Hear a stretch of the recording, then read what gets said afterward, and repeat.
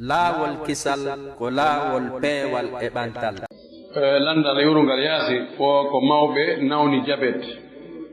ɓe maayi hakkunde suuma e on haray si tawi ɓe ngurden ɓe hawte ɓe yoɓana ɓe ɗum si on tigi o nawnande haɗimo horugol o dikkal nden nawnare ɗon haray yoɓugol waɗɗaki ko si on tigi dikkoyi o weltindike ɗon o yoɓaade o haami ɗon ha tummayde aroyi o maayi ko ɗo wiya haray yimɓe makko ɓen yo yoɓanmo ma hara o fotu Allah o inni Allah mi horante balɗe 10 o ronka noon heɓugol ɗum wano waɗa accident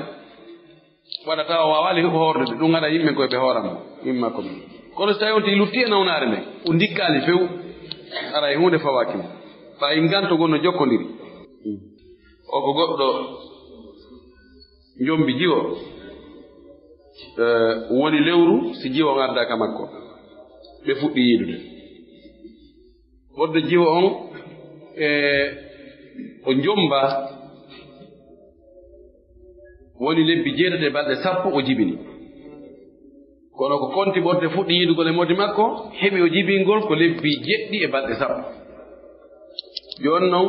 mawɓe jiwo on ɓe landimo ɓe ngannanimo o wi ka goonga ɓaawo o jombama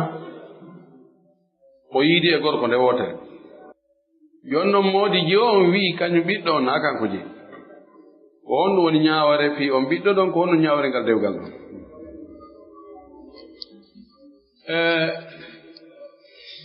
si tawi debbo jibini ɓorde ka o fuɗɗi yiidugol e moodi makko heɓi o jibingol timmi lebbi 6 ara e ɓiɗɗo on ko askintinete ko e on gorko ɗon si gorko on yeddi debbo on landete ha o gorko wi o na ɓiɗɗo mum ko honɗum wiiɗa e ɗum si tawi debbo on qirritike alhamdulillah ɓe wi sayyidu shahada al igrar so mo qirrike e hoore muɗum ara e lanndi ɗon dewgal ngal si tawi wona ngal hari ngal humaka mana hari o ƴettali reedu si tawi dewgal ngal huma mana fi ɓeyngu aaden accimo ɗon yahi goɗɗo go heɓinoyimo ɗum bonnata dewgal ngal ɗo si debbo qirritike alhamdulillahi si debbo wi o woye ko gorko on jeyi gorko wi o woye haray ko ɓe wonu gorko ginna mi seedini Allah mi waɗi Allah seede mi waɗi Allah seede Allah ko seede Allah hiɗa seedi billahi wallahi o ndureede ɗo nami jeyi few nami reedu ndu nami heɓi ɗum laabine si tawi mi fenay kuddi Allah yana e hoore o gayni debbo ginni awan kadi ko no wiiɗa no gasa hula ɗon o qirrito si tawi kanka ɗo qirritaaki o inna billahi wallahi mi waɗi Allah seede Allah ko a seede mi seedini Allah laabi 4 moodi an tooña o wiide ko kanko jeyimo kanko heɓnimi ndu reedu si tawi mi tooñimo yo tikkere Allah yana e hoore am si tawi ɗum ɗo ɓe woni ɓe fof dewgalani hakke maɓɓe aduna ɓeeɗo jombindirta aduna joni noon oɗo gorko si tawi o wi'i boobo na boobo makko debbo o qirritike wonde o yiidi e gorko jango ɗo no waawi hara ko on e nden yiidan ɗon o heɓi no waawi hara ko ka moodi makko ɗo o heɓi ɗon jillondiri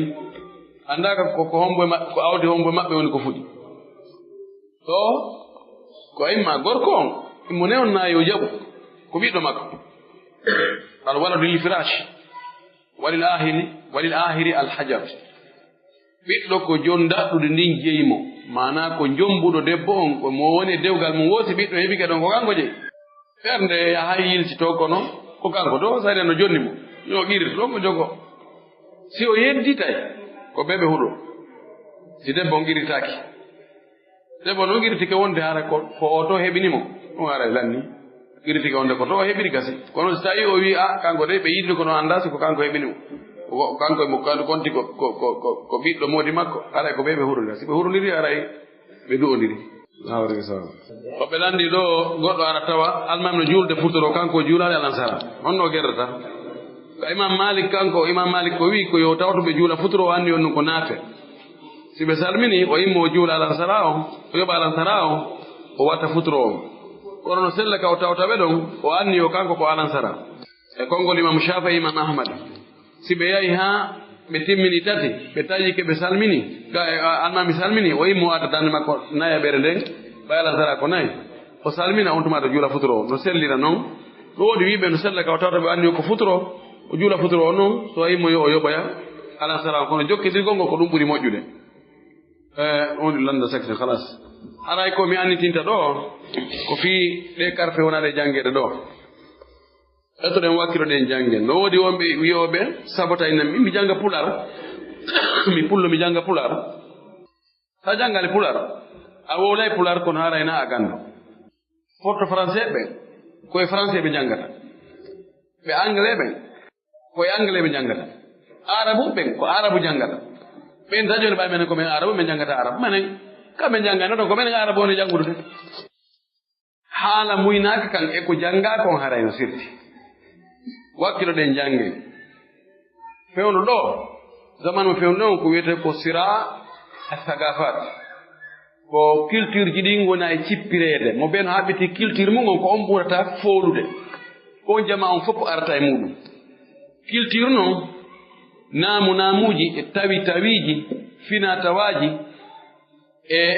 piiji ko mawɓe waɗuno e ko yimɓe ɓen woni e wadde leñol ko woni e wadde ko nge piiji kelɗugol mum ngol no yowodiri e haala kan si tawi en janngaali haala men kan en mutan yoloɗen e haalaji yimɓe e culture yimɓe ɓen wakkilo ɗen jannge ɓeeɗo moƴƴinan ɓen ɗe karfeeje ɓe wakkilike moƴƴi Allah walliɓe ballal mawngal sabuna koko woɓɓe finance million ji dollar si waɗi e hoore karan kamɓe Allah waɗi ɓe waɗi ɗum tawi ɓe finance so wona seeɗa ɗe hewtoyi ka muuti ka tawata karfe yimɓe aduna on ɓen fof karfe ɗen kadi tumbaɗon unicode ɗen karfe ɗe hewtoyi toon no gasa si wonoy seeɗa taway kala e machine ji ɗin fof mo wudi ɗon wo on tawa hera heɗe adlamno nder toon sa faala ko ɗum noon so wotoɗa